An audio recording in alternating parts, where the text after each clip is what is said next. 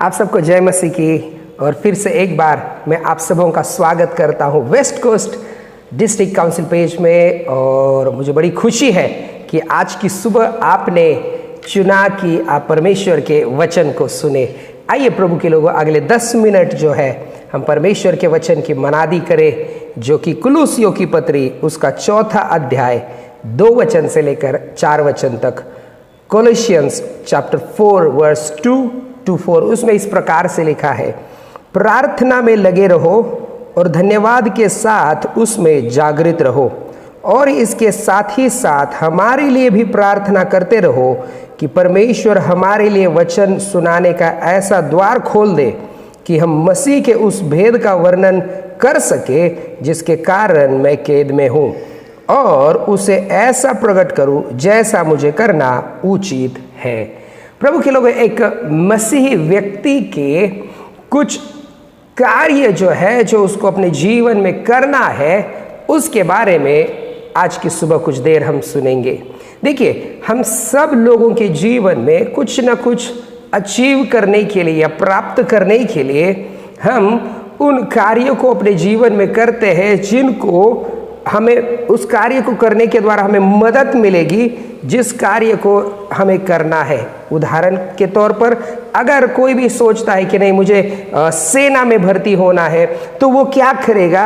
सेना के लायकात के लिए जो भी क्वालिफिकेशन है और जो भी उसकी शारीरिक जो तंदुरुस्ती है, वो सारी बातों का ध्यान रखे, वो अपना पूरा फोकस उस पर रखेगा कि कैसे भी करके मैं सेना में भर्ती हूँ। वो अच्छे से पढ़ाई करेगा, वो अपने अच्छे शरीर का ख्याल रखेगा, वो जो भी टेस्ट होता है उस टेस्ट में पास होने की पूरी कोशिश करेगा।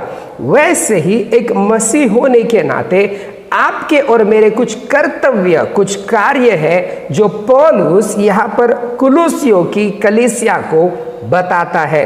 तो आपको पता होगा कि कुलुसियों की पत्री जो है पौलुस बंदी गृह से लिखता है, मतलब वो जेल में है और जेल से कुछ बातों को वो इस मंडली को, कलीसिया को जो है वो बताता है।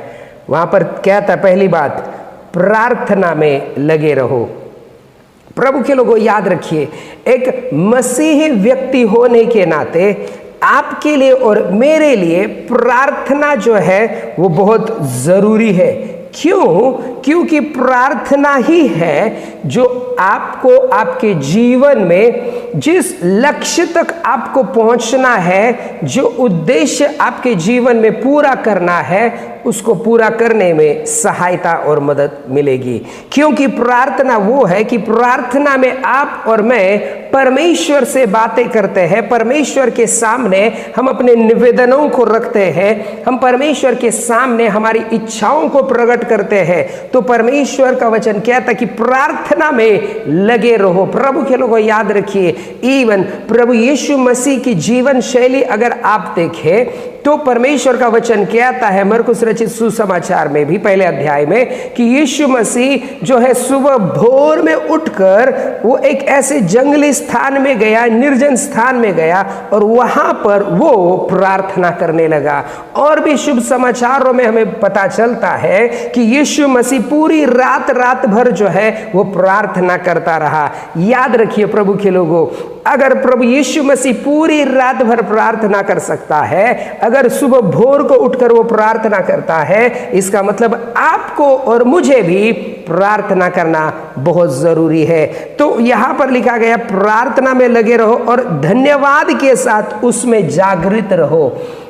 उस घटना को मुझे याद आता है जब प्रभु यीशु मसीह उस अंतिम घड़ी जो उसने पृथ्वी पर बिताई थी, और उस गतशमने की उस बगीचा में वो चेलों को कहते हैं कि तुम थोड़ी देर तक क्या करो? प्रार्थना करो। और बाइबल कहता है कि प्रभु यीशु मसीह थोड़ा उनसे दूर चले गए और प्रार्थना कर कर वापस आए, और देखते हैं तो चेले क्या कर रहे हैं? सो रहे हैं। तो वो कहता है कि तुम क्या थोड़ी देर तक भी मेरे साथ नहीं जाग सकते, प्रार्थना नहीं कर सकते? प्रभु के लोगों, याद रखिए, जब आप और मैं प्रार्थना करते हैं तो हमें धन्यवाद देना है और उसमें जागृत रहना है। मतलब जो कुछ भी आप प्रार्थना निवेदन करते हैं, आपको पता होना चाहिए कि आप क्या मांग रहे हैं। आपको पता होना चाहिए कि आपके जीवन में क्या ज़रूरतें हैं और किसके लिए मुझे प्रार्थना करनी है। और बाइबल में लिखा गया कि जब तुम प्रार्थना करो तो यकीन करो कि तुमने प्राप्त कर लिया है। हालेलुया। प्रभु के लोग याद रखिए, परमेश्वर का वचन वही कहता है, पौलुस कहता है कि धन्यवाद के साथ जागृत रहो। तो जब कभी भी आप और मैं प्रार्थना करें, याद रखिए हमें धन्यवाद के साथ उसमें जागृत भी रहना है। और उसके आगे वो एक प्रार्थना निवेदन देता है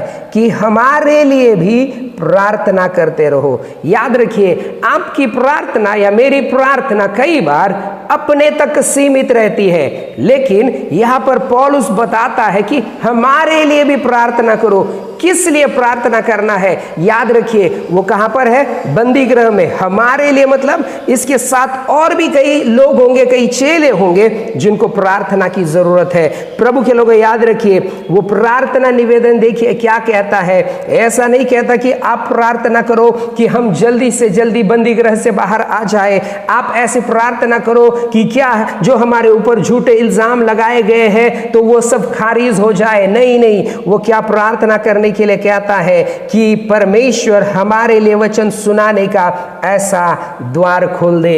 एक मसीह होने के नाते आपकी दूसरी जिम्मेदारी यह है परमेश्वर के वचन को सुनाना। पहली जिम्मेदारी प्रार्थना करना, दूसरी जिम्मेदारी यह है कि आपको वचन सुनाना है। प्रभु के लोगों याद रखिए, वो बंदी गृह में है, लेकिन उसका मन यह है कि मैं कैसे और लोगों को परमेश्वर के वचन को सुनाऊं। प्रभु के लोगों याद रखिए, परमेश्वर का वचन ही है जो लोगों के जीवन को बदलता है। कैसे लोग प्रभु पर विश्वास करेंगे अगर उनके पास कोई जाएगा ही नहीं, कोई वचन ही नहीं सुनाएगा? तो प्रभु के लोगों, एक मसीह व्यक्ति होने के नाते ये परमेश्वर की आज्ञा, यीशु मसीह की आज्ञा हर एक विश्वासी के लिए है कि आपको और मुझे प्रभु यीशु मसीह की शिक्षाओं को, प्रभु यीशु मसीह के वचनों को क्या करना है? लोगों को सुनाना है। क्यों सुनाना है? क्योंकि कई सारे लोग आज भी अंधकार में है, कई सारे लोग आज भी बंधनों में है, कई सारे लोग आज भी श्राप में है। और परमेश्वर का वचन कहता है कि प्रभु यीशु मसीह इस धरती पर इसलिए आया कि वो आपके और मेरे पाप को क्या कर दे? छुटकारा दे दे। आपके और मेरे बोझ को हमारे जीवन से वो दूर कर दे। प्रभु के लोगों, वचन में वो सामर्थ है और यही वो प्रार्थना करता है। वचन सुनाने का द्वार परमेश्वर हमारे लिए खोल दे, जिसका वर्णन जो है मैं क्या करूं? लोगों को करूं। प्रभु के लोगों याद रखिए, कई सारी बातें, कई सारे रहस्य जो है परमेश्वर के वचन में आपको और मुझे दिए गए हैं। आपको क्या करना है? उन्हें प्रकट करना है। प्रभु के लोगों, आप बचाए गए काफ़ी नहीं, आपको लोगों को बचाना है। आपने प्रभु यीशु मसीह पर उद्धारकर्ता के रूप में स्वीकार किया, अब आप स्वर्ग में जा सकते हैं 100%। वो काफ़ी नहीं, प्रभु चाहता है कि आप ऐसे कई सारे लोगों को परमेश्वर के वचन को सुनाए ताकि वो भी स्वर्ग के राज्य में प्रवेश कर सके।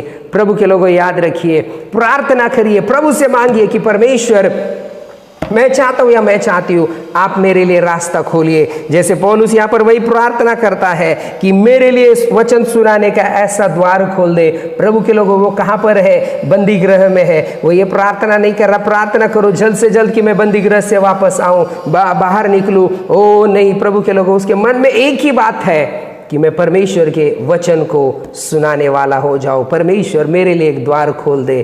प्रभु के लोगों, दूसरी आपकी और मेरी जिम्मेदारी ये है कि परमेश्वर के वचन को सुनाना। परमेश्वर का वचन कहता है, यीशु मसीह जहाँ पर भी गया वो परमेश्वर की शिक्षा को बांटता रहा, प्रभु के राज्य के बारे में बताता गया। प्रभु के लोगों याद रखिए, इवन जब प्रभु यीशु मसीह ने अपने चेलों को सुनाया, वचन की घोषणा करने के लिए उसने सुनाया, लोगों को, चेलों को जो है वो भेजा। प्रभु के लोगों याद रखिए, परमेश्वर चाहता है एक विश्वासी होने के नाते, एक प्रभु का जन होने के नाते, या प्रभु की बेटी या बेटा होने के नाते आप और मैं प्रार्थना करने वाले, और दूसरी बात परमेश्वर के वचन को सुनाने वाले हो जाइए। आप ये मत सोचिए कि कौन विश्वास करेगा या कौन विश्वास नहीं करेगा। आपका काम है परमेश्वर के वचन को सुनाना, आपका काम है बीज बोना, फल देना परमेश्वर का काम है। आपके कार्य को आप करिए, परमेश्वर के कार्य को परमेश्वर करेगा। याद रखिए, प्रभु यीशु मसीह इस दुनिया में आने का एक ही मकसद था कि वो आपको और मुझे परमेश्वर पिता से मिलाए। जो लोग नरक की ओर जा रहे हैं उनको नरक से छुटकारा प्राप्त करा के स्वर्ग में पहुंचाए। आप पहुंच रहे हैं, आप पहुंच गए हैं। याद रखिए, कई सारे लोग आज उस नरक की राह पर जा रहे हैं। आपकी प्रार्थना या आपका परमेश्वर का वचन उन्हें उस अधोलोक से बचा सकता है, उस नरक की आग से बचा सकता है। इसलिए परमेश्वर ने आपको चुना है। पौलुस के समान प्रार्थना करिए। धन्यवाद की प्रार्थना और वचन सुनाने के लिए परमेश्वर आपके लिए और मेरे लिए रास्ते खोले। आइए हम प्रार्थना करें। अनुग्रहकारी जीवित परमेश्वर पिता, हम धन्यवाद देते हैं आज के वचन के लिए। प्रभु, इस वचन के द्वारा आप हम सबको बहुतायत से आशीषित करिए। प्रभु जी, हमारी यही प्रार्थना है। एक मसीह होने के नाते हम प्रार्थना में और वचन में परमेश्वर सुनाने में प्रभु आगे बढ़ने पाए। प्रभु, आपका अनुग्रह हमारे जीवन में उंडेलिए। इस महीने जो भी अपने जन्म दिवस को मना रहे हैं, शादी की सालगिरह को मना रहे हैं, उन्हें आप बहुतायत से आशीषित करिए। परमेश्वर, हर एक श्रोतागणों को मैं आपके हाथों में सौंपता हूँ। धन्यवाद देते, प्रार्थना सुना, उत्तर दिया। यीशु मसीह के नाम से मांगते हैं, सुनो रंकर पिताजी। आमीन, आमीन, आमीन। प्रभु आप सबको आशीषित करे। सबको जय मसीह की।